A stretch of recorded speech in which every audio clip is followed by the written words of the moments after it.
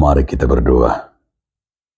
Kasih karunia dan damai sejahtera dari Allah Bapa dan dari anaknya Tuhan Yesus Kristus menyertai kamu sekalian. Amin. Shalom Bapak Ibu, saudara-saudaraku sekalian, di dalam nama Tuhan Yesus Kristus. Firman Tuhan bagi kita hari ini tertulis dalam kitab Keluaran 13 ayat 21.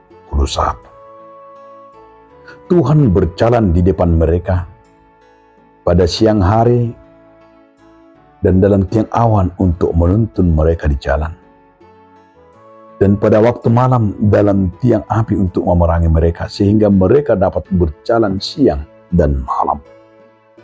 Jala Jakuba mardalan di juru nasida, ia arian markiti-hiti obun, namar si jongjong manugihon nasida di dalani. Ia borngin nai markiti-hiti api, namar si jongjong manuru nasida. Asa tarbahin nasida mardalan arian dokot borngin. Demikian firman Tuhan. Bapak Ibu saudaraku sekalian di dalam nama Tuhan Yesus Kristus, judul renungan kita hari ini, Allah yang menuntun. Kalau kita bergerak dari tema ini, salah satu dari kita Keluaran yang menjadi pegangan kita di saat umat Israel dalam Exodus, dalam perjalanan umat Israel dari Mesir ke tanah Kanaan, bukan perjalanan yang gampang. Sangat susah di padang gurun. Coba kita bayangkan itu. 40 tahun saudaraku. Mereka melakukan itu tanpa persiapan yang cukup dan juga melewati rute-rute yang menyakitkan. Rute yang berputar-putar. Kalau jaraknya sih 800 km itu, coba kita bayangkan 800 km sampai 40 tahun. Itu hal yang tidak masuk akal kalau berpikir. Tapi disinilah Tuhan membentuk mereka. Maka di sini kita lihat dari sisi ini kita mengangkat temanya Tuhan yang menuntun, Tuhan yang menuntun mereka, membentuk mereka. Coba kita lihat. Di malam hari Tuhan memberikan terang.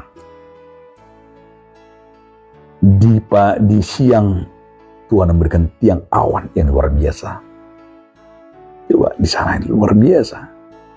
Jadi ada yang sungguh sangat menarik, menjadi sebuah yang sangat berharga bagi kita dalam tema renungan ini, Keluaran ini, Exodus umat Israel, perjalanan ini yang kita lihat. Dari sini kita akan belajar sesungguhnya yang sungguh luar biasa. Allah berpikir sebelum umatnya juga berpikir. Ini yang harus kita pegang. Nggak batangnya dipikirin ini bahwa bangsa di perjalanan dan bagaimana Tuhan memikirkan itu. Jadi supaya kita harus mengingat, ada yang harus kita pertama kita ingin ingat, bahwa Allah sudah lebih dahulu memikirkan kehidupan kita, memikirkan keluarga dan memikirkan anak-anak kita, memikirkan masa depan kita. Jadi Tuhan sudah lebih dahulu memikirkan itu, saudara-saudaraku. Allah tidak menuntun bangsa Israel menggunakan rute terdekat atau rute yang biasa. Tetapi karena mereka harus melewati banyak bangsa agar mereka kuat. Oleh karena itu Allah mau mengizinkan mereka melewati rute dan perjalanan yang menyakitkan itu dan berputar-putar itu dan di padang gurun yang menyakitkan itu. Ketika itu dalam mereka di sana kita lihat ada penyerahan diri. Dalam penyerahan diri itulah Tuhan memakai dan membentuk mereka. Jadi ada yang sungguh luar biasa. Harus kita ingat dalam hidup ini. Sebelum kamu ujian, Tuhan sudah mengujimu. Sebelum kamu berpikir, Tuhan sudah memikirkanmu.